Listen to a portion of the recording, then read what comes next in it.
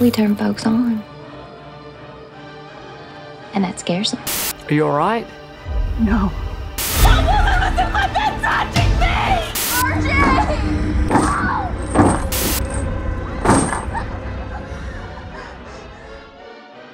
You know, I texted you this week, which you ignored, to watch Inside.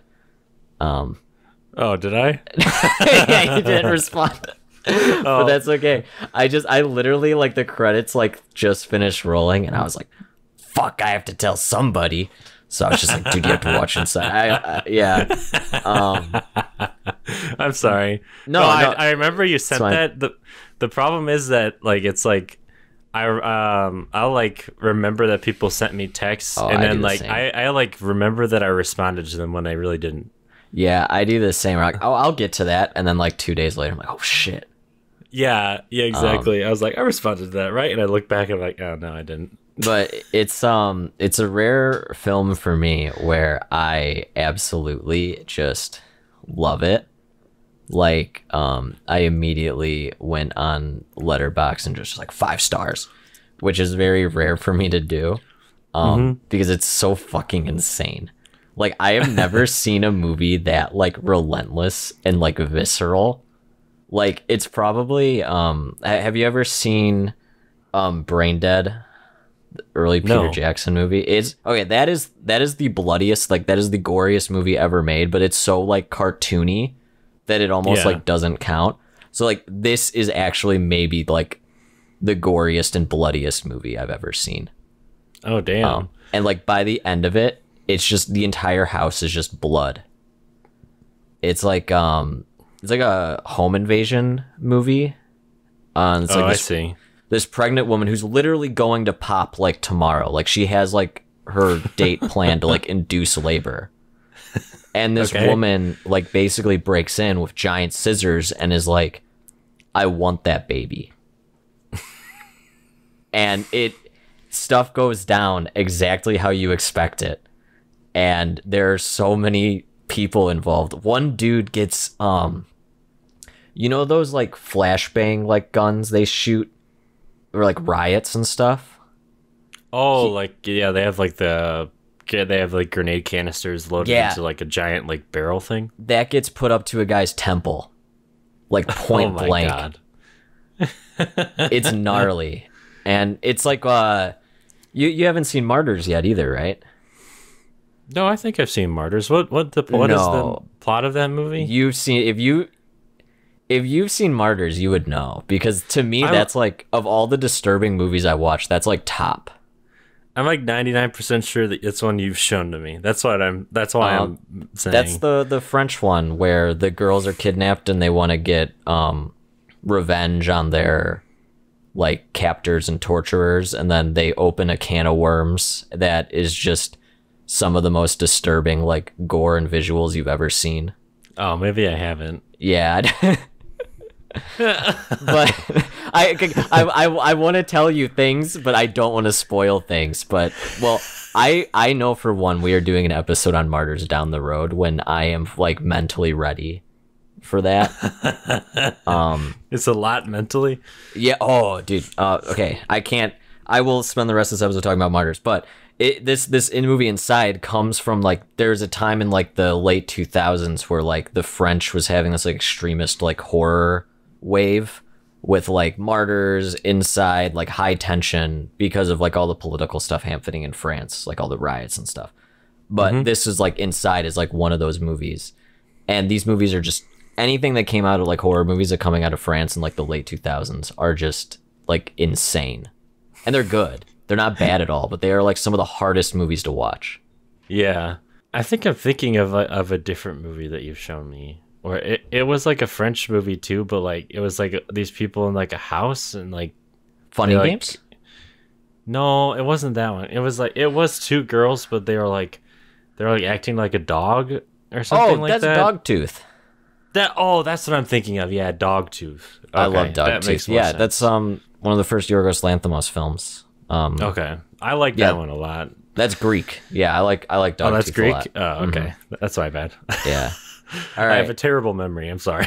No, it's okay. It's just when someone's like, I don't know if I've seen Martyrs, I'm like, no, You know, if like it would be like, you know, I don't know if I've seen 9/11 footage. I just don't know if like did it? I don't know.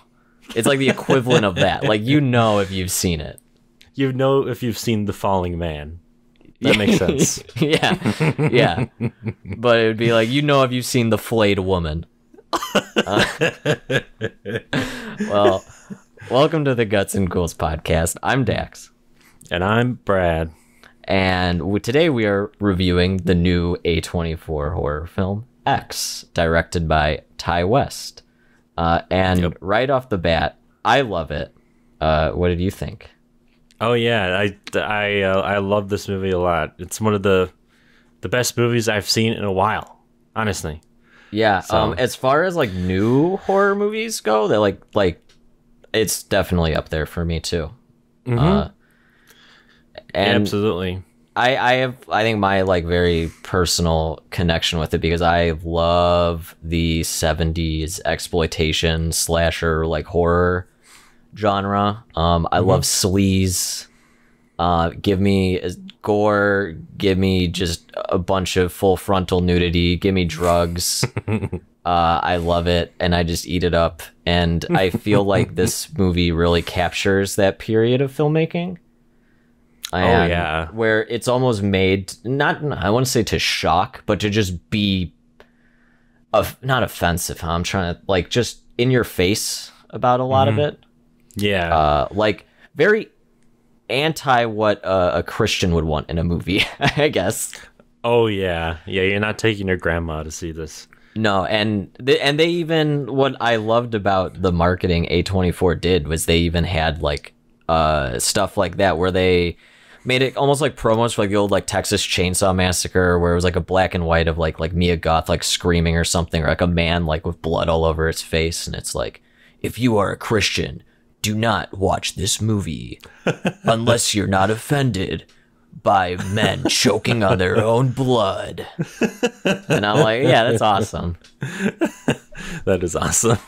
So yeah, they went with the whole 70s like marketing with it, and I'm all for that, like aesthetically, and it matches the film because this film feels like it was just plucked right out of the 70s. Both in style, it feels very at home. Yeah, and setting. I mean, the editing is very 70s as well. So X is about a group of porn stars and producers going to shoot a new porno because they want to get famous out on this farm where they're rented a cabin on the farm from the elderly owners. And the elderly owners do not know what they are doing in this cabin. They do not know they're making a porno. And they don't like that. And lots of bad things ensue. Yes. It's pretty much, I think, the non-spoiler plot. Yeah, that's the basic premise of it. Yeah, like I said, it's really goes for the 70s vibe of like horror. Mm-hmm.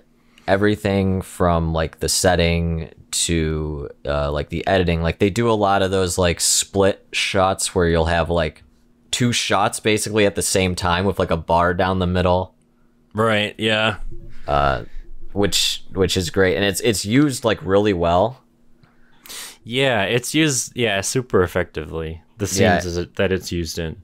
And what I like the most is it's set in Texas during 1978 or 79, and it actually feels like Texas, which is something that most Texas Chainsaw Massacre sequels couldn't even do right. And we know that because we watched every single one of them. And some of them I was like, are they in Louisiana? Like, where are they in the Midwest? Like, yeah, but no, this is it's Texas. You even have exploding cows on the side of the road. Yeah, and actually, there's something kind of interesting to say about the filming of this movie. Mm-hmm. Because they filmed this entire thing in New Zealand in a month. Wow. Yeah, which is pretty impressive, like all things considering. No, and yeah. like you do not get the idea that like they're in like the same place that fucking Lord of the Rings filmed, right? Like, at all during this. Like it feels like Texas, like 100%. No, yeah. And what's very interesting is what A24 is trying to do with this. How they're making it into almost like a franchise. Oh, because, yeah. Which I didn't know going into the movie. I just saw the end credit sequence and I was like, what? So they already, they shot, so in this month period, they shot the prequel as well then? No, I think what I saw was just production for this film. So I think they shot this film in a month, and then they spent like another month shooting the prequel. From what I understood of the shooting timeline, at least. Yeah. So they have a prequel probably in post right now, ready to go already. Yeah, because they filmed this a year ago now. They finished filming it a year ago. They finished filming in March of 21. So I would assume that they're probably deep in post-production for that prequel, and they're probably close to finishing it, I would guess. Yeah, it's just, I mean, that's cool because I love this and I want more of it. Yeah, I would love to see this like next year or maybe even later this year. Yeah, it's just so weird that A24 would just put like all their chips in on this. Because I mean, I feel like with their other horror stuff, it's a lot easier to market, like Hereditary and Midsummer. You know, they have like Ari Aster. You know, teens will watch whatever he put out. Yeah. But like something like this, I feel like it's good, it's great, and I would recommend it to everybody. But I feel like it's sort of a niche film in a way.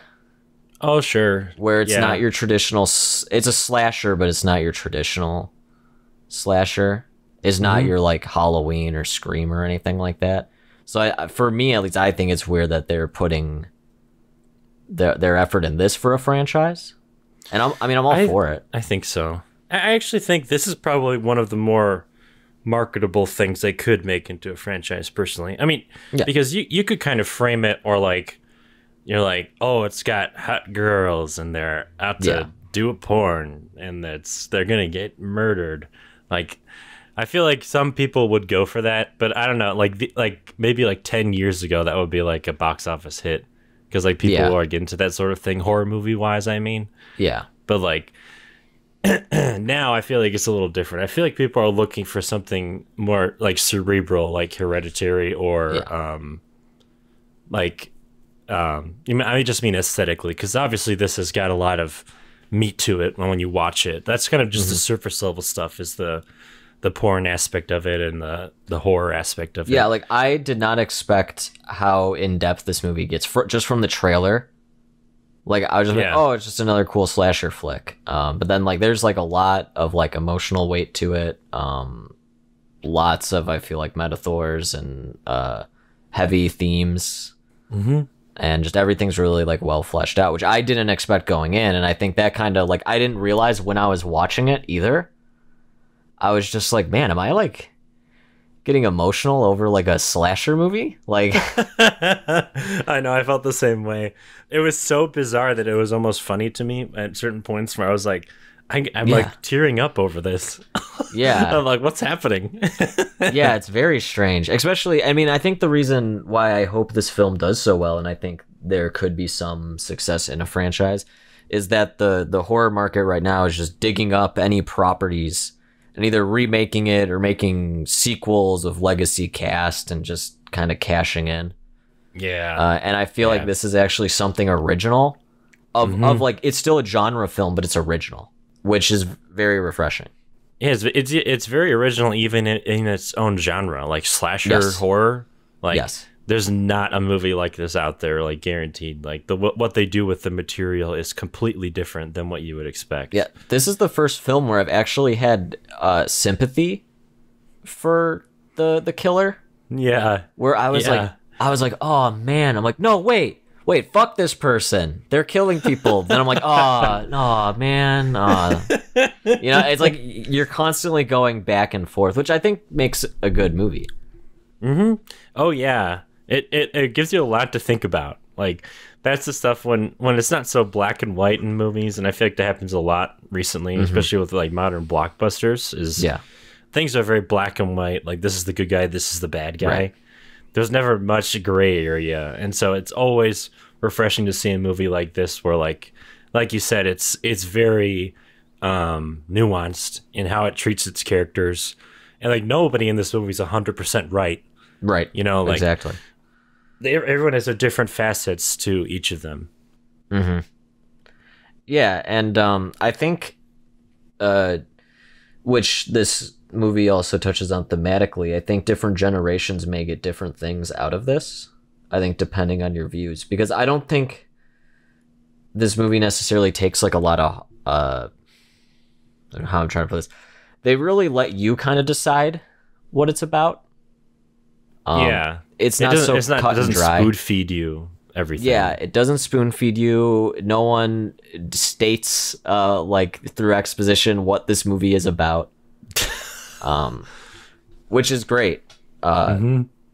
So, I mean, personally, I recommend this movie a lot. Oh yeah, I think that if you have even a passing interest in horror, yes, this is like a great movie to see. It has like very modern and timely themes. It's not just a bunch of kids getting massacred in a cabin in the woods like you would expect. It's there's a lot more to it than that, and there's a lot more interesting things going on in it that you wouldn't expect a horror movie with this sort of premise to have. Yeah. So yeah, I would definitely recommend giving it a try and going out and supporting your local cinema and seeing it, because you can only see this in theaters right now. Yeah, I hope, like, because I don't think this, I mean, it's doing fine, but I don't think it's been doing as well in the box office. Last time I looked, last weekend, it had 4.4 million total for the weekend.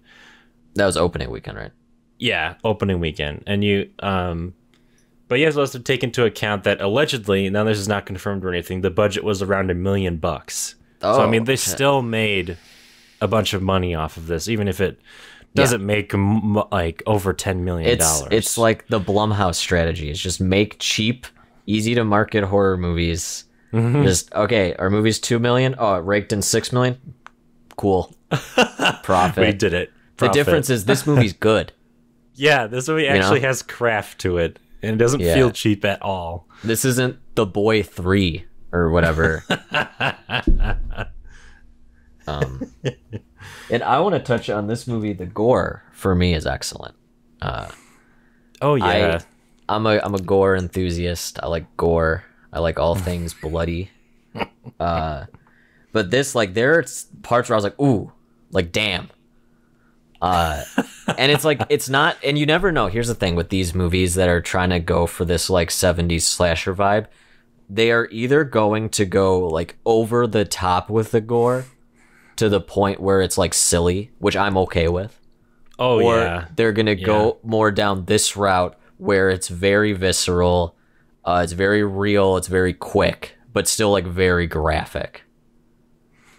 Which I enjoy. I don't know which on the spectrum I enjoy more. But this one, they definitely, I think, and also this movie, it's not really a slow burn, but it takes its time to get to the killing. So you're really waiting, and when it comes, you're like, damn, like you don't know what's in store for you yet. So. Yeah, it's interesting. It's like, it's not like, because you know there's that famous thing with the Friday the 13th films where it's like studio said like, oh, we have to have a kill every 10 minutes. Yeah. Like you go over half of this movie, I feel like, without any killing at all, which is like pretty ballsy for like a horror movie like this, like a slasher. And once the killings start, they just keep going. Oh yeah, it does not stop from then on. It's very similar. I mean, and I think this is what a lot of people are comparing it to, is like Texas Chainsaw Massacre, where once it starts, it doesn't stop. It's great. Yeah, absolutely. Yeah, it's really good. All right. Well, should we get into the spoiler talk now? Yes. Let's do spoiler talk. Warning ahead. We're going to be going over pretty much all the plot points, giving our analysis of everything. So, all right, I'll give it to you. Take it away. All right. Yeah. Yeah, and I would definitely recommend if you're going to see this, do not listen to our spoiler discussion, because part of the fun of this film is figuring things out for yourself and, you know, kind of experiencing it in full without like anybody kind of spoon feeding it to you. So I mean, yeah, thank you for listening now, and hope you enjoy it when you go see it. So yeah, we'll start with the plot here. Let's talk about pussy. Let's talk about some pussy.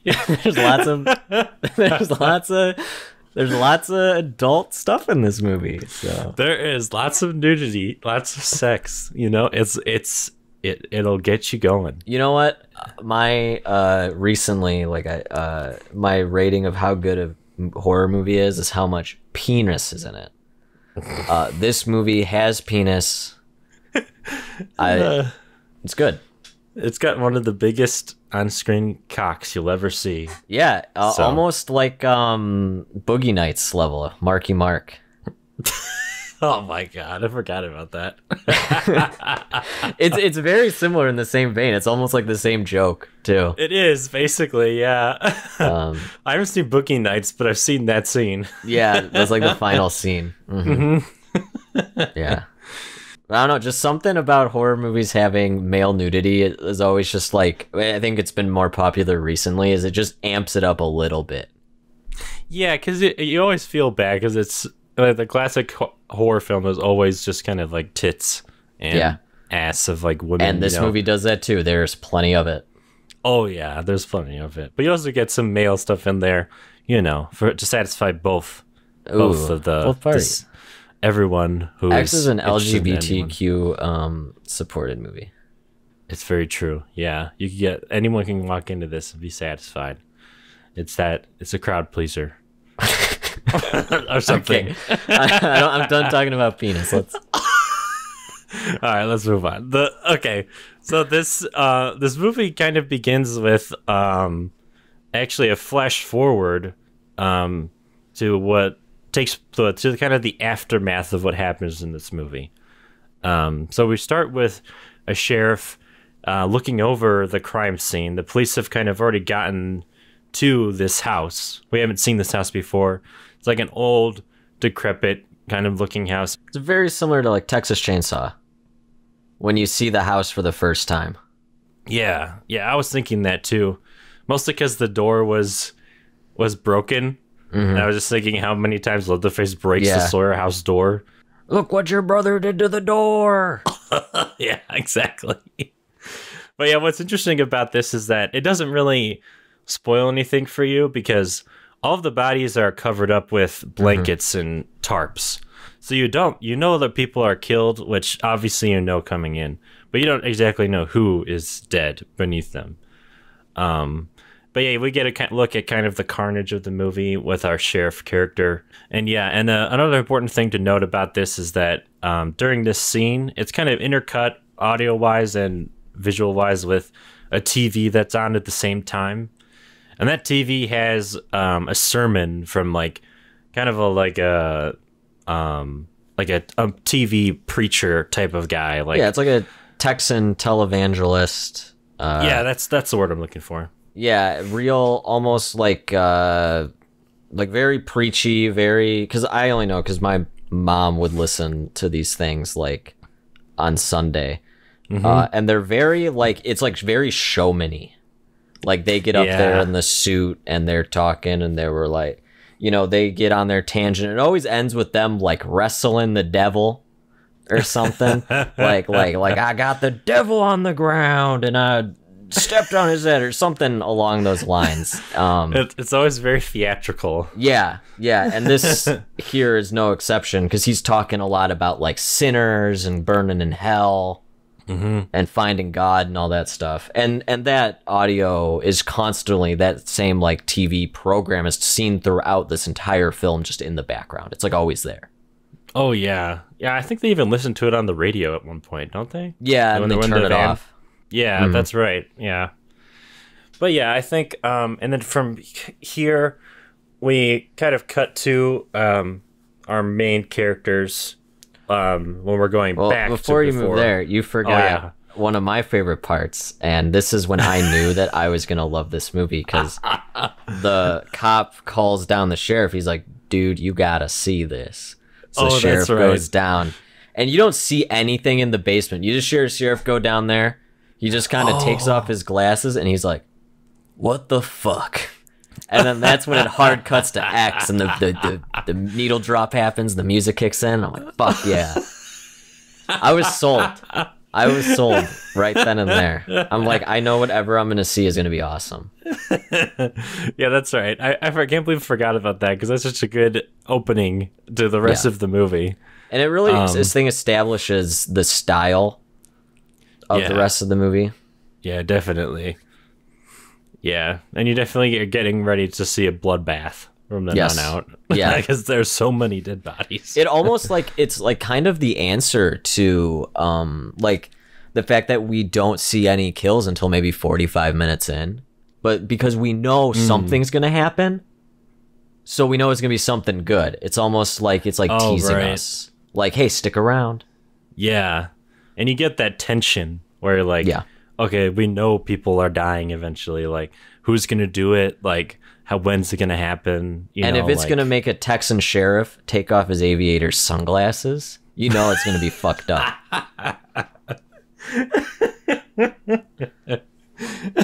Which can I say? Can I just say how much the sheriff character, he looks like the way he's clothed and stuff. He looks almost exactly like that sheriff character from the new Halloween. Oh my god, yeah, you're right. Which I thought was weird, but yeah, I like this character a lot more than that one. Yeah, because that one just has no personality. Mm-hmm. But yeah, anyway, from here, we kind of cut to our main cast of characters. They're in a van, and we find out through dialogue and then talking to each other that they're traveling to a film location to film a porn movie. Mm-hmm. And so we've got, of the group, we've got 3 different porn stars. The main kind of character is Maxine, who's played by Mia Goth. Mm-hmm. The male porn star is named Jackson, and he's played by Kid Cudi, oddly enough. I don't know how they got that to happen. But I don't know anything about Kid Cudi, but I just remember when I saw that like casting, I was like, what? Yeah. Whenever I see a rapper in movie, I'm like, oh no. But this is actually great. It's fine. Yeah. It's really good. If you wouldn't have told me that was Kid Cudi, because he has like an afro and like a mustache you can't tell. You can't tell it's him. He's got the classic 70s porn stash. Right. And his acting was good enough that I didn't really notice that he wasn't like a traditional actor, you know. Mm-hmm. And the third porn star, she's kind of like your typical blonde. Her name is Bobby Lynch, played by Brittany Snow from Pitch Perfect, and a bunch of other kind of movies. I think she's been in the horror genre before, but like this is like years and years ago. So yeah, those are 3 main porn stars, and then the boyfriend of our main character Maxine, his name is Wayne. And he's played by Martin Henderson, and he's kind of like the producer of the group. He's like the one making all the deals to get them like money, and he kind of manages them in a way. And he's also really fucking shady. Yeah, you get that idea right away from him. He's very sleazy. He definitely seems like he's always into make quick buck. Yeah, he's always got a plan up his sleeve. He's very very quick thinking, very charismatic. Yeah, and you get the impression that I think he's genuinely good at what he does. No, yeah, I think he's genuinely good, and I think he's good to the people he's with to an extent, but he's very blinded by fame and money. Right. Yeah, exactly. Yeah. And he seems to be pretty good to his girlfriend, Maxine. Yes. And they seem to kind of both really like each other. So from the interaction at the beginning, you get kind of like them and their relationship. Seems pretty healthy to me, honestly. And then our last couple characters that I haven't talked about yet in this van at the beginning are Lorraine, played by Jenna Ortega, and then RJ, played by Owen Campbell. Jenna Ortega, I've seen her in a bunch of things. She's been in a lot of different horror stuff. Yeah, she's in the new Scream, right? I quite. She's really, really good in Scream and this. Yeah, she's great in this. Yeah, she gives a scream later that would like give Laura Palmer a run for her money. Ooh. Which we'll get to. Yeah, I think this movie is establishing two scream queens that are going to be in more horror movies. Oh, between her and Mia Goth, because Mia Goth really takes, because she's been in horror movies before, but she's never in like these kind of final girl type movies. And I think she does a really good job. Yeah, she's wonderful in it. But yeah, the Lorraine, who's played by Jenna Ortega, she is kind of like new to the group. Like you could tell everyone else has kind of an established relationship with how they talk to each other. They're very like casual and like comfortable around each other. Except her, she's kind of quiet and reserved, and she's not really sure that she wants to be there because she's just helping out her boyfriend. Right, yeah, she's just helping out her boyfriend RJ, who is kind of the director, I guess, and he films everything. He's also new to the operation, but he's met these people before, so they're not quite sure what he can do with the camera. And then they stop at this gas station, and they get out to film their first scene, and that's kind of when RJ gets to kind of prove his mettle as a cameraman. And it's a very sensual scene where Kid Cudi is filling up the van's gas tank, right? And then he's kind of shooting it like up at his face at first, but then Bobby Lynn gives him the idea to actually shoot it from starting from the where he's putting in the gas in the gas can and working his way up. So it's kind of like framed as if like the gas nozzle's like his cock going into it, which is kind of a nice way to show that, like, you know, all these characters are really good at what they do, including Bobby Lynn, because you would think her character would be like kind of like, oh, the ditzy typical the dumb blonde. Yeah, but she shows that like a scene like that kind of shows that she's really passionate about what she does. Yeah, and she knows her shit too. Yeah, she knows what people want from these kind of movies that they're making. Yeah. And I also want to point out RJ's character this entire time is talking about how he can make an artistically good dirty movie, and he's like comparing his like work to like the French and all that. So it's really funny this whole time, and like he's talking like all this like highbrow, you know, cinephile stuff, and then like a porn star is able to give him like a better idea, which kind of I think humbles him a bit. Yeah, but he like appreciates. He's like, oh, like when he gets the shot, he's like, okay, yeah, that was good. Yeah, it's nice because he's not really mad at her. He's like, oh, okay, yeah, no, you're right. That was pretty cool looking. Like, that was the right shot to make. So yeah, you get a really good idea of who all these people are just from this opening sequence in the van and them traveling to this location. And yeah, it's quite good. Also to mention Maxine's character, she in this gas station scene, her and her boyfriend Wayne go in to the gas station to like buy some stuff, and you really get to know who she is and what she's like from a lot of what she says to her boyfriend there, where she's like, oh, you know, I don't like what I have right now, but I deserve better than this. And like, she wants to be a big Hollywood movie star. Exactly. She has high taste for the high life. She's like, I deserve this. And then he's like, don't worry, baby, I'll get you to Hollywood. I'll get you famous. You know, and Wayne comes off in a way that he's like genuinely wants to like help her accomplish that. It's not like a sleazeball thing. Want it. Mm-hmm. I mean, I think he cares more just about the money, and she just wants to live a nice, high class life. Right. Yeah. Exactly. Yeah. So then from here, they end up arriving at the house, and they kind of drive in, and you see it's clearly that house from the opening. That looks exactly the same. It's that old decrepit Texas Chainsaw Massacre. Yeah, it's like basically house. The same shot too from the beginning. Yeah. So it's like, you know, like, okay, there was a body here last time I saw this house. Yeah, so it tells you visually, like, okay, this is the same kind of location. So they get there, and Wayne gets out of the van to kind of go knock on the door, to like let them know that they're here, and like to basically have their guests kind of help settle them in and show them where they're supposed to stay. And things don't seem right here already. Like their door is open; it's just a screen door, so you can just kind of shout into the house, and no one seems to be home. And from those interior shots of the house that you get, it's very messy and dirty and very rundown. Yeah, very grungy place. They don't take care of this place at all. So then and then after yelling pretty consistently into the house for someone to show up, finally we hear a male voice come to the door, and he immediately is pretty hostile. Yeah.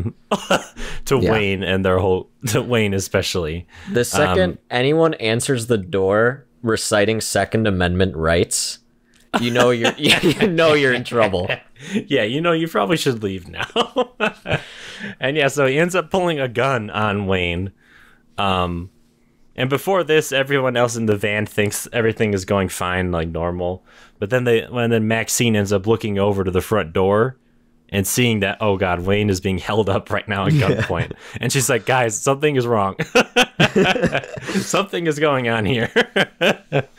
But then quickly that tension buildup, which is expertly built up, is released when, all of a sudden this old man realizes, he remembers that they're supposed to be here and that he put an ad out and they were the ones calling. Old man way to do it too, where it's like, like when sometimes old people are kind of frustrated more at themselves, like they're confused, where he's like, oh, yeah, that's right. You did call. Okay. And then he just like lowers the gun, like, like nothing happened. Yeah. That's when I thought this movie was just going to be like a PSA for like Alzheimer's or something. I was like, oh, okay. Isn't that what that M. Night Shyamalan movie was, The Visit? Oh, was that Alzheimer's? Yeah, I don't remember. I just know a kid eats a diaper. What? Okay. Yeah, the old lady rubs a diaper in his face. I don't want to talk about The Visit. We need to... No, yeah, we need to... Let's keep on with X here. Okay. So, yeah, the old man...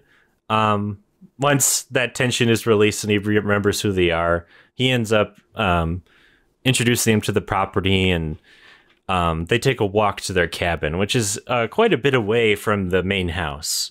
It's kind of a hike. You have to go through like a field. It's in view, but it's through like a really tall, grassy field. Yeah, really tall grassy field. And from here, you kind of get like a conversation between all of our characters and the old man, who we find out is named Howard, who is played by Stephen Ure, who actually played a lot of the orcs in the Lord of the Rings movies. I found out. And nice. that makes sense because his face, you can tell from his face, looks kind of orcish. Yeah, it's very, very run down. Looks like a lot of hard drugs were used. Yeah, exactly. But from here, we kind of see the start of the themes of the story, kind of clashing, where like the older generation and their values, and then the younger generation's values.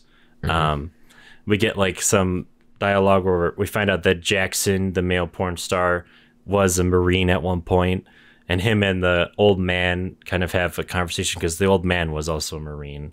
Yeah. And it's kind of like standoffish. Like, I think the old man even says at one point, like, I don't like any of you. Yeah. He straight up calls him out. Because, I guess over the phone, Wayne only told him it was going to be just, like, I think him and Maxine, but then he brings, like, 4 other people. I mean, he gives him extra money, though. Yeah, and he's good about it. Yeah, he's good about it. Like, he prepared for this. Like, he knew. Like, he was basically planning to just get out of this lie. And that's when the old man's just like, I don't think I like any of y'all. And they're just like, okay. And he just leaves. Yeah, after that, he's gone. He just lets them be. I just know if I was staying at a bed and breakfast and if the host was just like, I don't like you and then left, I'd leave. I'm not sleeping there. I'm not eating any of their food. Yeah, you could keep my $30, whatever. Yeah. I'm out of here. Yeah, I don't trust this. Yeah, so that the scene kind of ends with Howard leaving. And also, another important thing to note, Maxine ends up looking up at their house when all this is kind of happening and they're all talking with the old man. And she sees a spooky shot of a lady standing up there in the window, kind of looking down on her. And it's an old-looking lady with, like, white hair, and it's a very spooky shot. And it's also important to mention the old man told them specifically not to mess around the house. Yeah. And don't interact with his wife because she's sick. Yeah. He doesn't just say what kind of sick, just she's not well. Yeah, exactly. So yeah, and they kind of settle in, and they kind of immediately want to get into their first sex scene. They're horny. Yeah. Bobby says that she's horny, the blonde. Jackson, you know what? He's fine with it. He just wants to get going too. So they start kind of filming the scenes. And then from here, our groups kind of diverge. While everyone else is filming, Maxine kind of goes off on her own to the lake. I guess it's to casually take a dip in the nice cool water. But what's kind of creepy and unsettling about this scene is that as she's getting undressed to like kind of go swimming, you could see an out of focus person in the background behind a tree watching her take her clothes off and disrobe, which was super creepy, and it gave me goosebumps the first time I saw it. Yeah, it's like one of the scarier shots of the movie. Yeah, it's very subtly done. There isn't like a stupid like musical sting with you that you'd usually see. It's like it's just kind of there, and you're like, oh shit, it's really creepy. So yeah, she's kind of swimming. She's unaware that someone is watching her though, and she's also unaware because an alligator starts swimming at her from across the lake as she's kind of turned away and swimming back to the pier to get out. And that was a very like anxious scene for me where you're just watching it get closer and closer to her. And this was like one of my favorite shots because like the camera goes from like a bird's eye view, so you have like the dock all the way to the left, Mia Goth in the middle just kind of casually swimming because she doesn't know anything going on, and then like you see the top of the alligator's head and its tail like moving side to side as you slowly, and the music's like very like soft and almost like somber. Like it's not all that like anxiety inducing, but you're just like you know that she doesn't know. It's like it's like the perfect example of like what Hitchcock said like suspense is. It's like when two characters and there's a bomb under the table and only the audience knows. Yeah, I was like thinking essentially that. Yeah, it's really well done. It's just a nice little like tension builder. Like like we said before, like there's not a lot of kills going on at this point in the movie, but there's lots of tension. Yeah, that tension is there. There's a lot of tension build up with the way that's edited and the way scenes are kind of playing out. So yeah, then from here she gets out of the lake and the old lady is gone. You don't see her where she was. She was behind a tree, kind of like 20 feet from the pier. So Maxine gets up and, but then she sees this old lady at the house across the field that they walked from to get to their cabin, and she kind of waves her over. And Maxine, you can tell by her expression, is like, oh, okay, this is kind of weird. I don't know this lady, but I guess I'll go over there. Yeah, and so then she goes over to the house, and I guess the old lady just wanted to have a good old wholesome glass of lemonade with her. Really awkward one, too. Yeah, really awkward. The important thing to note about this scene in particular is that it's kind of intercut with the sex scene that they're filming, because that sex scene is still going on, and it's intercut with Maxine and this old lady's reaction, who we find out is named Pearl. So Howard and Pearl are the couple. They're the old couple that are the owners of this property. And from that, you get, it's kind of like an implied sexual tension between Maxine and Pearl while they're drinking lemonade together, because you get that sex scene, and then it's almost like the editing is trying to show that like these scenes are like mirrored, like they're kind of like similar in the way that they're playing out, like the build up to Bobby Lynn and Jackson having sex, and then them actually doing the deed, and then kind of Maxine and Pearl talking with each other. So another important thing to note about Pearl specifically is that she's actually played by the same actress as Maxine, Mia Goth. Yeah, I didn't realize that watching the movie at all. No, I had no idea. I knew it was somebody in heavy makeup. I knew Howard was as well. Yeah. But I didn't realize it was Mia Goth, which kind of like makes me respect her a lot more. It's like it's very hard to play a double role like that. Especially two opposing roles. Oh yeah, they're like she's like Pearl is basically the villain, and the Maxine is kind of our main character hero. It's like it's very, and she plays them very distinctly and very interestingly. Maybe she got a lot of inspiration on the Suspiria remake, seeing Tilda Swinton play three characters. She's like, you know what? Tilda Swinton can play an old man. I can play an old woman. She can play a decrepit ancient witch. Yeah, I can do that too. I didn't know that Tilda Swinton played the witch in that movie. She was Mama Marcos. Oh, neat. I like that movie. Yeah, like Maxine tries to finish her lemonade super quickly. She's like, okay, this is weird. She chugs that thing. Yeah, she chugs it because like the old lady isn't really saying anything, and she just kind of wants to get out of there at that point. So she kind of gets up and starts walking toward the door, but then the old lady starts talking more and more about like her past, and we kind of find out that she says that she had like a very like conservative life where she kind of got married in an early age to Howard. But to be fair, though, she talks very lovingly of Howard. It wasn't like forced or anything. And you can tell that she genuinely loves him. Yeah, and I guess she was very beautiful, and she was a famous ballet dancer. Well, not famous, but relatively successful ballet dancer. Right. So very, very like energetic youth. Definitely like her best times were in her youth. Yeah.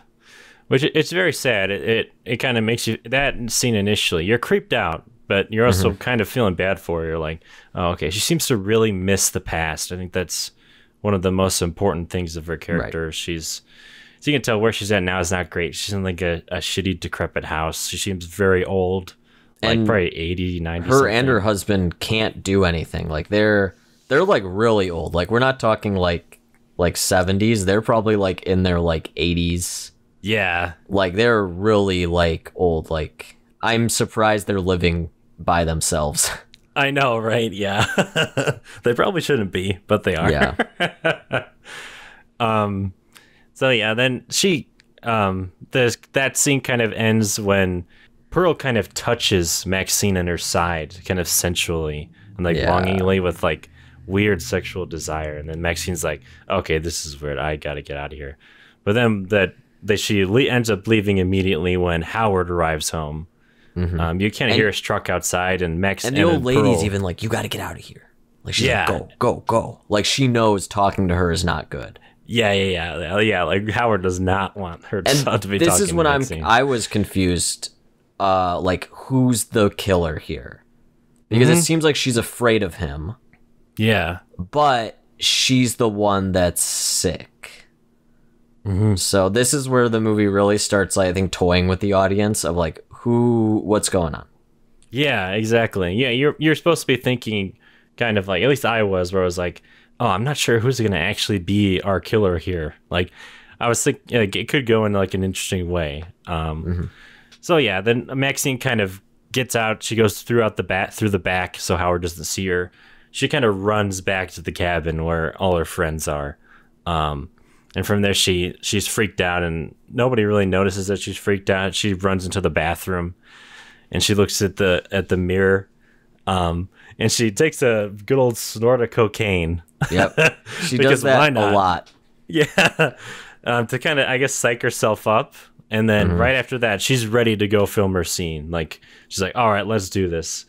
Her scene with Jackson, again, our male porn star. So yeah, they end up going out to the barn that is on the property. That is also away from the house. It's kind of close to it, but it's still in view of the house. Yeah, it's still in view of the house. A little closer to the house than the cabin is that they're staying in. So yeah, they get to filming the scene, and it's very like funny, like typical porn dialogue, where she's like, my daddy, he can't take you back, but I could give you a ride. Yeah, you know, like very sexually charged. Yeah. And also I think it's funny because RJ this whole time is talking about how he's gonna make this like great art house dirty movie. Yeah. The dialogue is basically every porn ever made. Yeah, exactly. It's like nothing unique. There's like interesting like kind of a comedic clash going on there. Yeah. Yeah, then it's that scene starts out funny, but becomes very creepy when Maxine is like kind of riding Jackson, and while that's happening, Pearl is watching them from the barn window, and they don't know this. Yeah. And it's kind of a creepy shot. It's like zooming in on the window as she's like, it's so well acted by her, even through that makeup. Like you can tell that she's has like sexual desire and jealousy, and lots also of yearning. Like, yeah, envy for her and her youth, and it's very uncomfortable and weird. Yeah, and Mia Goth looks like at the very end. But I think Pearl moves out of the way. But like Mia knows she's being watched. I feel like that was imagined by Pearl, because I feel like they would have been they would have like freaked out more if Maxine noticed that Pearl was there. Yeah, like that's true. Because it seems like she it kind of cuts between her face and then Pearl's face, as if they're like she was imagining Pearl was imagining her in Maxine's position. Yeah. So I think that was just a little bit of style. At least I interpreted it that way. Okay. But yeah, and then so from here, everyone's kind of done with their work for the day. They go back to their cabin for the night. And also Pearl goes back to the house. And I guess she's turned on by what she saw earlier. So, she starts putting the moves on Howard. She gets her makeup on. She gets a nice dress on, and she kind of comes on to him. Ooh, yeah. And then this is where we find out that they actually can't have sex because he has like a bad heart, and it would probably give him a heart attack if he tried. Because he says a line, you know what happened last time. Yeah. So he probably had a close call, and they haven't, done anything since. Mm-hmm. And you feel really bad for her. Like after that happens, like she's really sad, and like she goes and cries in her room. And it's not like Howard's like rejecting her. Like you can tell he also is upset that he can't. Yes, yeah. He very lovingly kind of tells her like, "Oh, I can't do that," and like, unless you wanted me to die, then I'll fuck you. Which I think Howard has some high ground here. That's true. Yeah, I would not want to die just for some pussy. Some 80-year-old sweaty Texan. Oh my god. But yeah, so part of what makes the emotion of the scene hit. This is kind of the moment that Dex and I were talking about, where it makes you tear up. Was they end up playing the song, the kids in the cabin. They're all enjoying themselves, and they're playing the song "Landslide" by Fleetwood Mac on like acoustic guitar. And this is also where we get that editing, where it's like that double screen with that bar in the middle, where it's them. You see them in the cabin having fun, and then on the other side you have Pearl crying in her room and taking off her makeup and all that because she can't have sex with her husband at that point. So it's very sad, and like that song really helps the emotion hit. Yeah, and I think it's just you can tell like this old couple is like very secluded. And I feel like they're slowly distancing from each other, and they're losing that level of intimacy. Right. Because they're definitely happy together. They just can't be together necessarily. Right. You can tell that they genuinely love each other. Just from things that they've said to each other and about each other. So yeah, then from here we end up kind of getting cut off from Pearl, and now we're focused just on our group of like pornographers in the cabin. And so now they're just kind of all casually talking. And this is when Lorraine, who's been really quiet up to this point, she's kind of the one that's new to the group and she's not quite sure about it. She starts talking to like Jackson and Bobby and Maxine about what it's like to film and like how can you like, because like Jackson and Bobby kind of seem like they're together, but then Jackson will also like fuck Maxine, and she's like, how can you do that like if you're like kind of together as boyfriend and girlfriend? Like, how is that okay for you guys? And like they kind of explain like, oh, you know, it's just a movie, it's just work for us basically. It's like a performance, like there's no real emotion going on. Yeah, and this is where I think some of like the main themes of the movie get expressed. And where it's like a very, I guess, sex worker positive movie, because he's basically just saying like, you know, hey, she's her own person, you know, we're together and we love each other, but if she wants to, you know, fuck whoever, you know, and I'm cool with it, that's fine by me, you know. Yeah, basically like if all parties involved are okay, then why is there a problem with that? Right, yeah. And RJ, her boyfriend, Lorraine's boyfriend, agrees with it, but that comes back to bite him in the ass a little bit later, because then Lorraine reveals that her curiosity wasn't coming from a place of judgment. It was actually coming from a place of genuine like interest, and I guess she's really been liking what she's been seeing, and now she wants to film a scene. And then instantly RJ turns on the head. He's like, "Oh no, you can't do that. Like, that's weird. I don't want you to do that. It wouldn't make sense, like plot wise. Like, we already like film this. You know, like we can't just have more sex. It's not about that. You know, like this dirty movie isn't about sex." He's very hypocritical, and you kind of like him a little less in that moment. But it's also kind of funny. I mean, to be fair, he's backed into a corner, though. Yeah.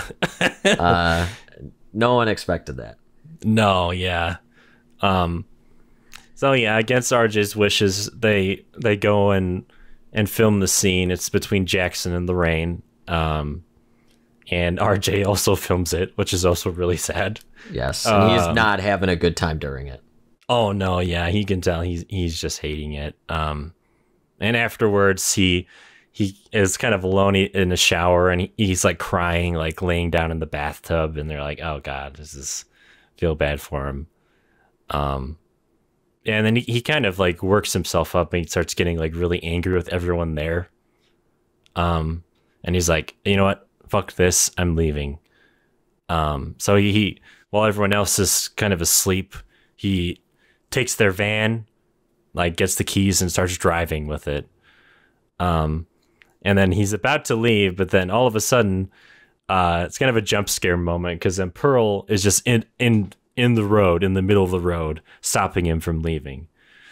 So then from here, he gets out. He's like, oh God, what the hell? There's this old lady in front of me. I can't go. So he gets out, and he's annoyed with her, but he genuinely does try to like help her. I mean, he just thinks it's like, you know, oh, like this like senile old woman like got out at night. Like, let me get you inside. You know, like he's almost talking to her like a grandma. Just like, oh, come on.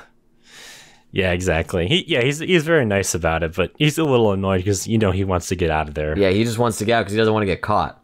Yeah. So then from here, it's kind of going off of that scene where she didn't get what she wanted from her husband. She kind of comes on to RJ unexpectedly while he's like trying to comfort her and like usher her into the house. And he's like, whoa, like what the hell are you doing? She like tries to like suck on his neck. Yeah, she goes in for a hug, and he's like, oh, okay, you know. Yeah. Like, sure. And then she starts kissing him, and he's like, oh, and he kind of pushes her off, and she's like, don't you want to see? And starts like taking off her robe. And he's like, actually, I don't. Yeah. Like, no, I'm good. And this is where you really start to feel bad for Pearl until she ends up stabbing him in the knife in the neck with a knife. Yeah, it's super quick. It's very sudden. Like you're not expecting that to happen. I've never seen an old woman move that quick. Yeah. And he like kind of stumbles back and like he's like holding the wound in his neck and the knife is still in, but he's like choking on his own blood and he's laying on the ground and Pearl's just kind of looking over him. Yeah, she gets on top. She takes that knife out and just keeps going on him. It's like brutal. Very like sexual for her. It seems like she's like on top of him. Yeah, she's definitely getting off from this like spurt of violence that she's doing on him. And this has like one of my other favorite shots of this movie is because they're in front of the car headlights, so the scene is very like yellow, you know, like the dark contrast. And then as she's stabbing him, the blood splatter is going over the car lights. And the scene is just slowly turning red until like the front of the car is just covered in blood. Yeah. And the entire scene is just like almost like blood soaked. And it's just her just like sitting on top of like his corpse. Yeah. It's very well done. I love that. The way the red light kind of like bleeds into the lighting of the scene. That was great. Yeah, so, I mean, the lesson we learned here is if an old lady comes on to you, you just have to say yes. That's what I got out of the movie. Yeah. So then Pearl, she gets up and she's like inspecting her kill, basically. And the scene kind of ends with her going into the van and taking the keys away. So this is when it hits you like, okay, she's the killer, right? Yeah, like she's gonna be our And the fact that slasher. she gets the keys means she's like methodical. You know, this isn't just a random act of violence. Yeah, so you get some clues here. It seems like she's done it before. I think that's kind of what you get from it. So yeah, then we cut back to the cabin. This is with Lorraine, who is the girlfriend of RJ. She wakes up and notices that RJ isn't in bed with her. So she gets up to find him, and then I think Wayne is also up. It just happens to be up, right? Yeah. Well, he hears her rumbling, like rummaging around, going like, RJ. Oh yeah, that's right. Yeah. And then he gets up and like they basically split up to go look for RJ. Because they know he's not in the house, and they don't see the van. Also, Wayne is in his tighty whities. Yeah, he's in his tighty whities, which look way too small for him. Yeah, way too small. But you know, they he almost look like children's underwear. He's very ripped, so you know, I would be running around in tighty whities too if I was that ripped. He looks like a custom, like he's like playing Dead Rising 2, and he's just wearing like the Speedo. And he's just going around. I could see that. Then like from here, Lorraine, she ends up going looking around the house. She's kind of looking around quietly because she doesn't want to disturb like Howard and Pearl inside. And she doesn't see RJ's body at this point. I think the Pearl had cleaned up RJ's moved. Body. Yeah. She just sees the vans there. Right, yeah. So the old lady Pearl had already moved RJ's body at this point. So she's looking, and then all of a sudden the old man ends up seeing her, and she's like, oh shit. Like he comes out, and then he starts talking about that he can't find his wife, Pearl, and he doesn't know where she is. And then she's also tells him that she's looking for RJ. So I guess they kind of decide to join forces and look for both of them together. So they both kind of go inside, and he ends up telling her that like, oh yeah, there's a flashlight in the basement. Can you go grab it for me? And she's like, okay, sure. So she goes down to the basement. If anyone tells you ever to go get anything in any basement, don't do it. Yeah. Unless they're coming with you, don't do it. It's not good. And you know that house does not have a finished basement. There's spiders down there. Oh, yeah. Yeah, that basement is the creepiest basement of all time, I'm pretty sure. But yeah, so she goes down there. I don't think she ends up finding the flashlight, right? No, she does. Oh, she does? Oh, okay. Yeah, but when she goes to leave... Yeah, she finds this. someone has locked her in. We don't see who it is, but you know it's Howard. Yeah. Because he's the only one in the house at that point. And then that is where she's freaking out, and then she discovers RJ. Yeah, he's like strung up in the basement. Yeah, strung up, dick out, neck open. And it's safe to say that's what in the beginning of the film the sheriff saw. Yeah, when he's like, "What?" I assume that that's what he was seeing, and that's where she delivers that amazing scream. Yeah, which is just so loud, and it's just such a good shriek. And her facial expression as well for it is like, there's just utter horror on her face. She does a great job with that. So yeah, then from here we cut back to Wayne, who is also looking for RJ, as we said before, and he's kind of gone around the barn area, and so he kind of hears something inside the barn. So he's like calling for RJ like to come out, and but he's not getting a response from anybody. But you can kind of hear someone is there around the barn.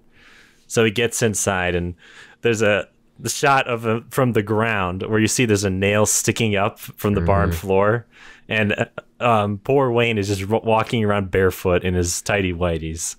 And so then he just steps on that nail. He walks right into it, and there's blood just gushing from his foot. And he's like freaking out. He's like saying cuss words, and he's calling for RJ to like stop messing around and come help him. Which he doesn't, because it's not RJ. Yeah. And and then from there, he kind of looks at the back of the barn, and he sees there's something moving behind the barn. And we see that as an audience as well, like through these like couple little holes that are in the back of the barn. So he's like, RJ, is that you? And he puts his face up right to the holes and kind of looks out. And then that's when he gets a fucking pitchfork right through his eye in a reference to like Italian giallo. Like, no, yeah, it's very similar to almost like every Lucio Fulci film, with just someone getting something that should not go in your eyes shoved very far into your eyes. yeah, it's brutal. It's super brutal. And then you find out it's Pearl, and she kind of goes over to Inspector Kill, and she stabs him a couple more times while he's on the ground. Got a double tap. Yeah, you gotta. Yeah, and then we end up cutting back to the cabin. And from Howard locking Lorraine in the basement, Howard ends up journeying to the cabin, and finds Jackson up, and Jackson kind of sees him outside, and he opens the door and wondering what's going on. And then Howard kind of sweetly asks him like, "Oh, I'm looking for my wife. Have you seen her?" And Jackson is like, "No, but I can help you find her." Kind of like very nicely, like just in the middle of the night, he'll go out and help. And he was saying like how from his Marine experience, like if she's somewhere out here, like he can find her. Like he's a really good tracker. So yeah, then him and the old man. Also, during that whole conversation, though, he's hanging dong. Oh yeah, that's right. Yeah, he is buck naked, and you don't see anything, but you see like from the old man's perspective, the silhouette of Jackson, and it's just a huge rod. Yeah, it's a horse cock. It's like comedically big. Yeah, it's fucking huge. So yeah, then the old man, Howard and Jackson go out and try to find Pearl, and they're looking like in the forest area behind the cabin.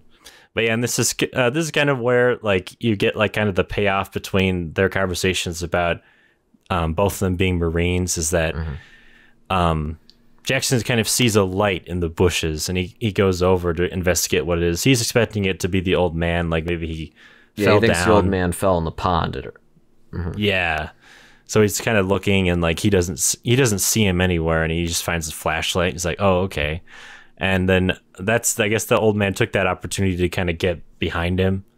Yeah. And I think he ends up shooting him, right? Yeah, well, first he kind of monologues, and he's like, "Oh, that's right. Like, you people come in here tempting my wife with your bodies." And he's just like, dude, can we just like go back to finding your wife? He's like, I don't know what you're talking about. And then then the old man just blasts him. So yeah, that's the end of poor Jackson. Yeah, while all this is going on, Bobby and Maxine are still sleeping in the cabin. And this is when Pearl shows up to the cabin from killing Wayne earlier. And she's like kind of covered in blood, and and she ends up getting in bed with Maxine, kind of like furthering her obsession with Maxine that we saw earlier, where she's always kind of watching her and like trying to touch her weirdly. She gets in the bed with her and she starts touching her more and like ends up even kissing her, kind of like kissing her neck while she's sleeping. Like touching her hair. Yeah. Like running her like hands like up her body. Mm-hmm. And like leaving blood on it too, 'cause she's still covered in blood. Yeah, it's very weird. Yeah, and then finally Maxine wakes up from this, as you would, and sees a decrepit old lady staring at her in her bed. Yeah. And she screams like anyone would. Rightfully so. Yeah. And then Pearl just takes the opportunity to get the fuck out. She starts like hobbling out as fast as she can. Yeah. And that Maxine screaming wakes up Bobby, and then Bobby goes to investigate, and she sees Pearl leaving the room as she's walking up to it, in kind of a spooky scene. So yeah, and she says something like, that old lady was in my bed touching me. Yeah, no, that's exactly it. But her delivery, she's still like screaming it, like, yeah, she's like really disturbed. I mean, yeah, imagine just waking up to that in your face. Oh God, yeah, it could weird. Be the sweetest old lady ever, but if I wake up with that an inch from my nose, I'm screaming. Yeah. Yeah. Yeah, and then from here we end up cutting to what Lorraine is doing right now as well. And so she's still freaking out. She's like banging on the door to be let out. And eventually she decides to kind of take things into her own hands and starts looking around the basement for something that she can use to get out. So she ends up finding an axe on like the workbench down there. And so she starts like axing the door, Shining style, where she kind of takes out a part of it. Yeah, reverse Shining. And then that's when we find out that Howard has just arrived back apparently from killing Jackson. And he brutally rifle butts her hand when she's trying to grab the doorknob. And it looks like grody. It's he like rifle butts all, like one of her fingers is like hanging there. Oh yeah, like her hand is completely fucked. Like I want to say, like I couldn't tell if it was broken or like open and like falling off. Right? Yeah. Like I thought he was using an axe, and then when I saw just a shotgun, I was like, oh shit. Yeah. Yeah, it was brutal, and it like happened so suddenly. It's very shocking. So yeah, then we realize that Lorraine is kind of screwed. She's not getting out of there. So we cut back to Bobby and Maxine, and I guess Maxine stays in the cabin because she's rightfully freaked out about what just happened. Yeah. But Bobby goes out and notices that everyone's gone. Like Jackson, Lorraine, RJ, they're all gone. So she goes out and tries to look for him. So she ends up going to the pier, and she sees Pearl from, I guess she went there right after like being in bed with Maxine. At the end of the pier that we saw earlier that Maxine was sitting on and taking a dip in to and from. So she goes and tries to like comfort her, because as far as she knows, this is just like an unwell old lady that might be confused and wandering. Yeah, she thinks she has Alzheimer's. Yeah. So she goes over and she's like, oh, are you okay? Like very sweetly. Like she says something like, oh, I used to take care of yeah, she's like, my grandma was like senile and I had to like be her nurse. Right, yeah. Yeah, and she's speaking very sweetly, but then all of a sudden that sweetness kind of gets cut off when Pearl like calls her like a bitch. Yeah, she's like, I don't need a nurse, you bitch. Yeah. and then Bobby immediately turns on her. Is like, oh well, fine, you asshole, you're kind of creepy anyway. Yeah. And so we get that payoff with the alligator from earlier when Pearl pushes Bobby into the lake, And at first, Bobby doesn't know there's alligators there. So she's like, "Oh, what the fuck? Why'd you push me in?" Like, yeah. And then very abruptly, that alligator grabs Bobby by the head. Yeah, it's like by the head. And just pulls her down. This brutal and shit. The alligator starts doing his death roll on her, and it's just brutal. Like when her face comes up from the surface, you hear her screaming, and it gets cut off when she goes down. It's very similar to that opening kill in Jaws. That's the first thing I thought of, where I was like, "Oh God." See, like for me, this seems like it was a nod to the Tobe Hooper film Eaten Alive, because it is about an insane old man that believes he has a crocodile that swam to Louisiana from Africa. What the fuck? And he feeds like all of his victims that stay in his motel to the crocodile. Yeah. And he'll do that where he'll kind of like chase them around and basically lead them to the pond and then push them in. Oh, okay. Yeah, it's an awesome movie. That kind of sounds interesting. You know, I haven't seen any of Tobe Hooper's other stuff other than... You're missing out. Texas Chainsaw. You're missing out. Yeah, I gotta watch. Yeah, and then from here, Howard kind of like is looking down at the water with her as they're watching Bobby get like horribly killed and by this an is when alligator. we learn they're in cahoots. Yeah, they work together and they've done this before. Like this is a thing that they've repeatedly done with each other. And she kind of says like, "Oh, is that the girl you were talking about?" And she's like, "Oh no, that's a different one." So I guess she specifically wants Maxine. She said, "You know, I don't something. like blondes." Yeah, exactly. They never really explain what she wants her for exactly, but I think we can assume it's for sexual reasons based on how she's acting around her and stuff.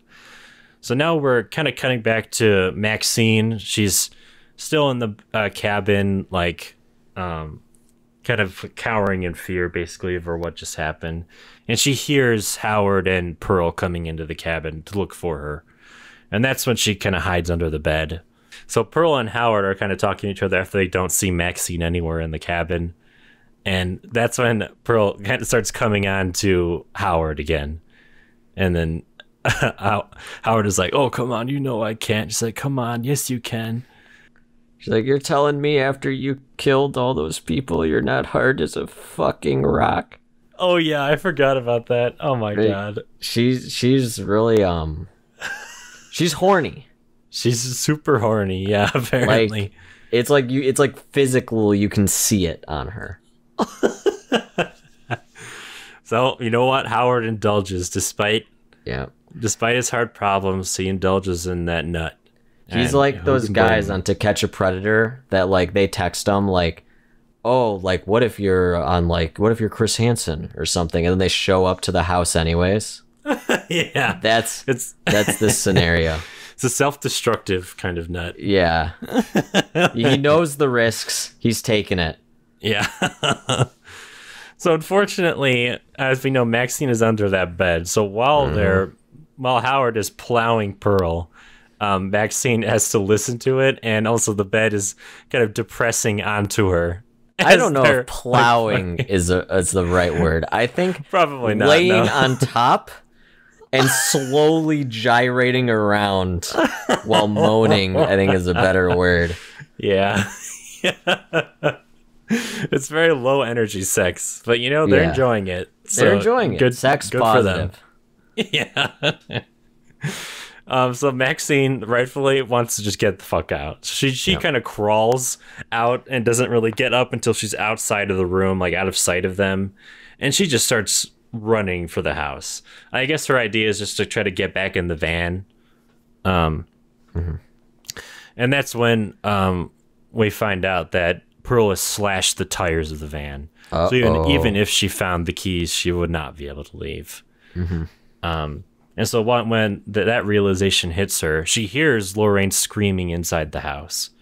So she runs and goes to that basement door where Lorraine had axed a hole in, and she's like, "Oh my God, I'm going to get you out of here." So then the both of them kind of get out and they kind of talk, and they're looking for the keys. They can't really find them. And then I don't quite remember, but Lorraine starts freaking out, right? She's been freaking out. Like, once she opens the door, Lorraine comes out. She's like, "They're killing us, blah, blah, blah." And then he was like, I know. And she's like, "I gotta get the fuck out of here." She's like, "You did this, you horse." And she just starts calling them names. And she's like, "You guys are awful. I should have never, like, come on this trip." Yeah. And it's the another very abrupt scene of violence, unexpected. She runs outside and immediately just gets shot right in the face by Howard. Like, her body just drops. Yeah, it's brutal. And so then Maxine is like, "Oh shit, I gotta hide." So she hides. We forgot to point out that Wayne had a revolver in the glove compartment. Oh, yeah. That Maxine grabbed when she realized the tires were slashed. She's like, "Well, I better take this." Mm-hmm. Yeah, so exactly. She has a gun right now. Yeah, she's got a gun that she thinks is loaded. Yeah. But it isn't really, because we know from earlier Wayne said, "Oh, it's just to, like, it's a scare tactic. It's not actually loaded." Because the old man told him, "Don't worry, this isn't loaded." And then Wayne's like, "I do the same thing." Yeah. But then we realize, oh, wait, no, the old man was lying. Yeah, that's a liar. If you have a double barrel, that thing is not unloaded. Yeah, exactly. That she kind of hides and is just kind of, I guess, waiting for the right moment to strike against them. And then Pearl and Howard are kind of talking over Lorraine's body about, like, what they're going to do, how they're going to clean it up. And Pearl's like, "Oh, really casual." Yeah, it's very casual. Like they're trying to figure out, like, the best way to, like, what they're going to make for dinner. It's very bizarre. It's just like, she's like, "Well, do we want to clean it up tonight?" And he's like, "No, well, let's see if someone comes tomorrow asking about them. And if not, then we'll bury the body somewhere." Yeah, exactly. So they definitely do this a lot. Yeah, they do it a lot. And then all of a sudden, Lorraine wakes up, or she's still, like, barely alive, and she's kind of, like, gurgling on her own blood. And it scares the living daylights out of Howard, unfortunately, who ends up having a heart attack right there because of that heart-pounding sex that they just had, that plow fest they had in the cabin. Yeah, his heart was weak. his heart do be weak from that. It was a loud noise, startled him to death. So yeah, then that's when Maxine kind of takes the opportunity to reveal herself and points the gun at Pearl. And Pearl is just, like, heartbroken right now. She is, like, uncontrollably sobbing. Yeah. Over her husband. She's like, "Wake up, wake up, wake up." Mm-hmm. Yeah, it's very sad. And that's when Pearl kind of, like, you kind of start to get more of an idea of her mindset. She calls, Maxine gets the keys. Pearl tells her where the keys are. And on Mia's way out, Pearl basically is just like, "You're a whore. You're wasting your youth doing, like, being a porn star and sinning and doing all this terrible shit." Yeah. And for me, it almost seems like projection on Pearl's part, because it seems like she wished she lived in a time, or maybe did those things when she was young, before she can't anymore. Right. Yeah. You get the idea. There's, like, she wishes she lived her life a lot differently than she did. Yeah. Like, not that she's regretful of it exactly. Yeah, not that she's had a bad life, but it's almost like what could my life have been like? Could I have enjoyed it more? Yeah, exactly. And she loves Howard and everything, and I think she loves the life that she had with him, but it's like, now that she's so old and she's kind of gone through it all and she's not quite the way she used to be, it's like, I think she kind of looks back and she wishes she may have lived her youth a little differently. A bit more adventurously. Yeah, like she's been seeing these kids on her property do. I guess Maxine tries to shoot Pearl with that gun she took from the van, and obviously it doesn't work. It's not loaded. Unfortunately for her. Pearl realizes this real quick. Yeah, so then she grabs her husband's shotgun it's lying on the ground right by his body, and she holds Maxine up. and they kind of have a little bit of back and forth, kind of like cementing the themes of the movie and like each character's mindset from here. So yeah, then Pearl tries to take a shot, but very climactically, Maxine like ends up just ducking under it. Yeah. But when Pearl takes the shot, her old frail body just can't take that kickback. So she ends flying. Yeah, she goes flying through that screen door that we've seen time and time tears again through earlier. the screen. Yeah, it's brutal. Like it looked like it hurt. I mean, have you ever shot a shotgun? No, I never. No, it's seriously like there's kick. Like people aren't joking. Yeah, like so. Oh, man. A gun like that.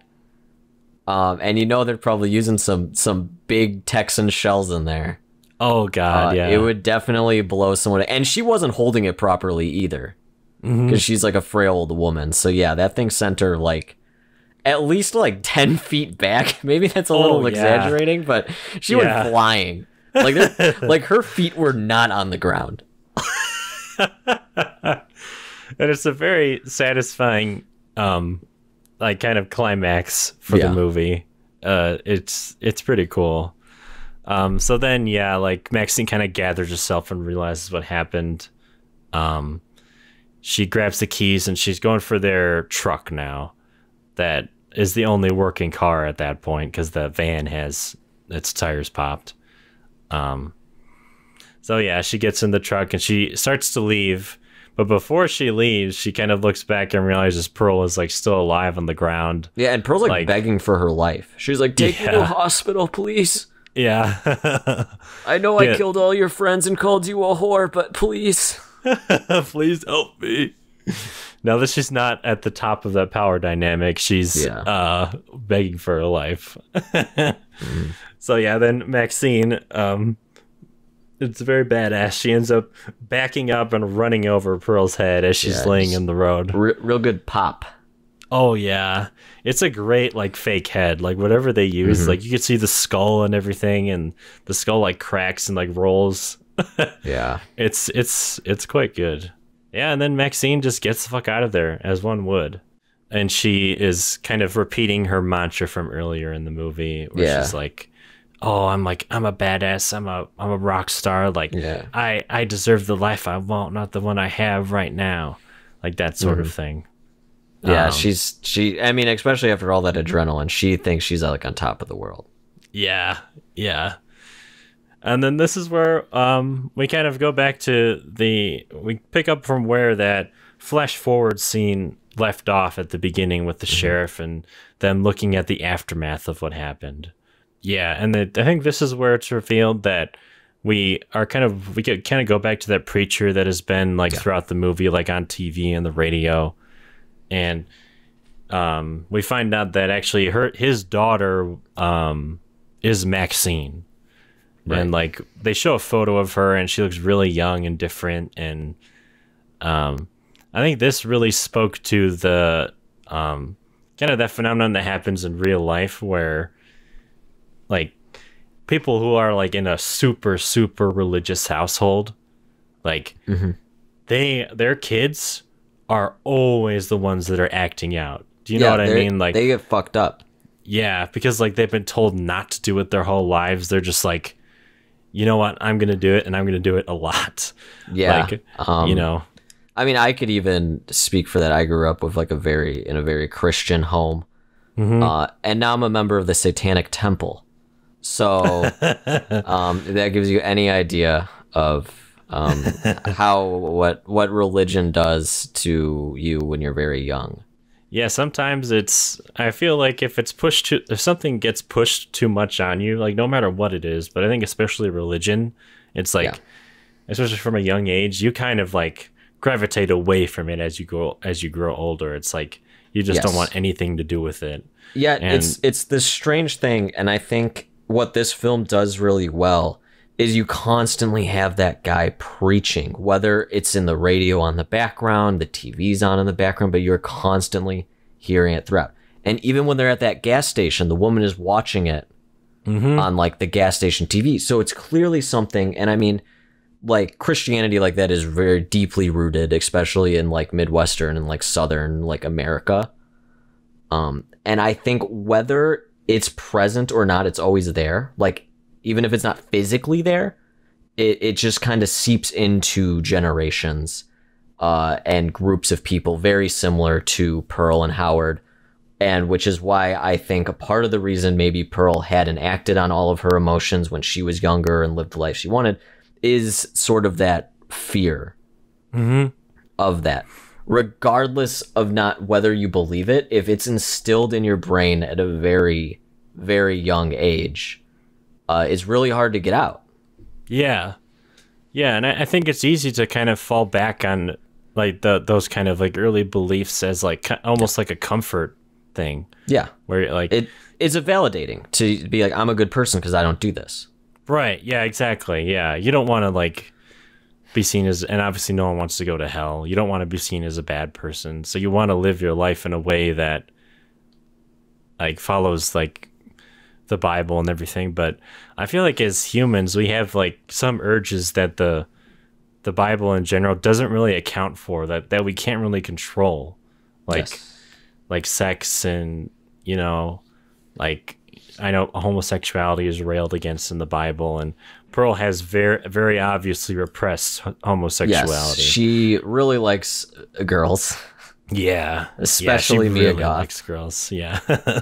So just to wrap the movie up really quick before we get more into like the themes of it and everything. Yes.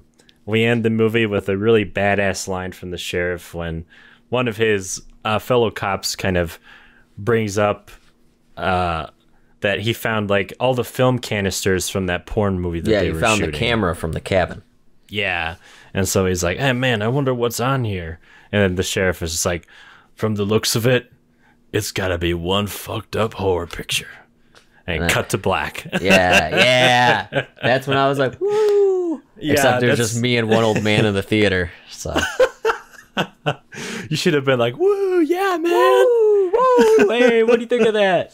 So the guy's like, I liked how much boobies were in it.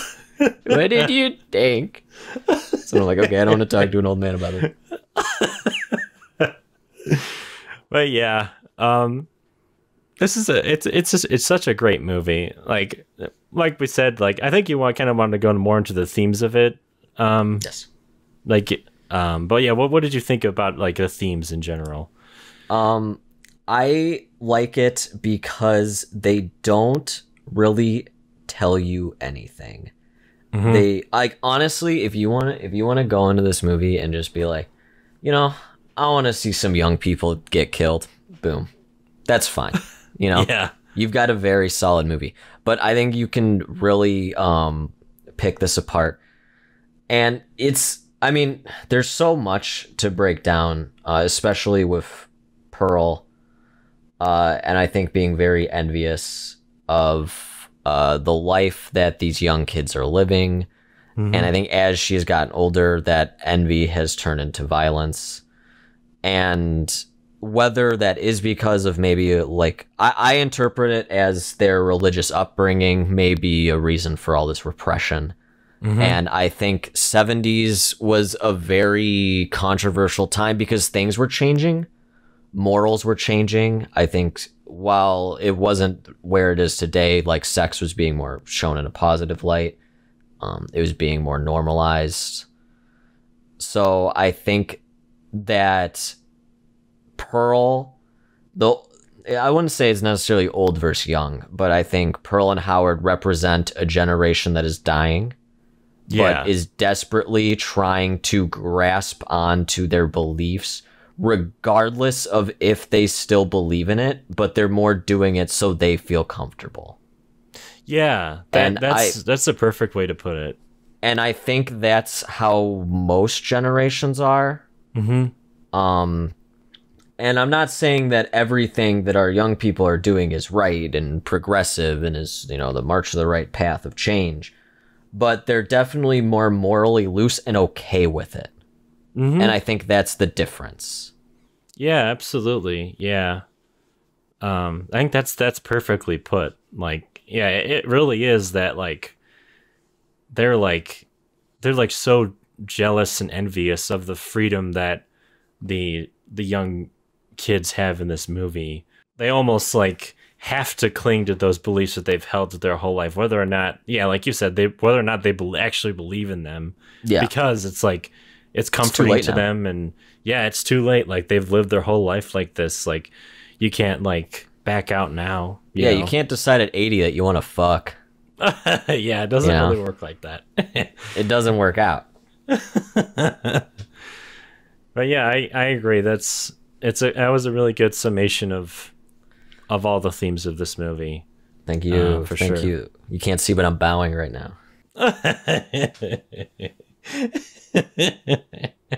Yeah, I mean, overall, I think this is a great slasher movie.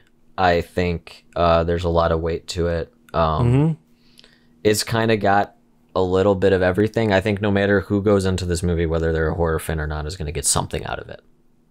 Oh yeah, 100%. If you're just looking for kills, this has got him. If you're looking for hot naked women, it's got it. Hell yeah! If you're looking to see Kid Cudi's cock, it's got it. Woo! BBC. that BBC. If you're looking for old people sex, where it's basically just them laying down and gyrating, it's got it. You know, it's this movie. It's got everything for you, I think. Got a little bit of everything. And I mean, this is one of those movies because I just love the style of it. And you know how people say they don't make movies like this anymore? Mm-hmm. And half the time they're just saying that because they're stupid. But this is actually one of those movies where it feels like it's from the 70s. Like it feels like it was a movie of that time, but modernized. Yeah, exactly. Yeah, it's a great one. It has all those stuff that you would want, the pulpy stuff like the kills, the eroticism of it, but also it's just a great script. Like you can't go wrong with a great script, and this is like a near perfect script. Like we were describing earlier, there's setups and payoffs, like that gun, that pistol, and the everything glove comes compartment. into play. Yeah, like they set up the alligator earlier in the film, and then that gets paid off later. Like it's a super solid script with like interesting themes and interesting characters. There's a lot to chew on, and then like the editing and cinematography is perfect. This movie costs like allegedly about $1 million to make. It does not look like that. It looks like it's so well shot. This is like better than like a Marvel movie that you'd see for like that's shot for like $100 million. Those look like fake movies though. Yeah, exactly. Yeah. So yeah. All right. So closing thoughts. I love it. I recommend it. I couldn't tell by what you just said, but I don't think you liked it. I was. Yeah, no, I hated it. I hated it. Okay, yeah, you hated it. You don't recommend this movie. After I watched it, I went home and I got some Teddy Grahams and I turned on the new Spider-Man movie and I was like, this is real cinema. All right, just to clarify, he does like this movie. I'm being sarcastic. All right, well, that was X. We both love it. Recommend it. Go see it. It's a good time. And thank you for listening. We'll see you next time.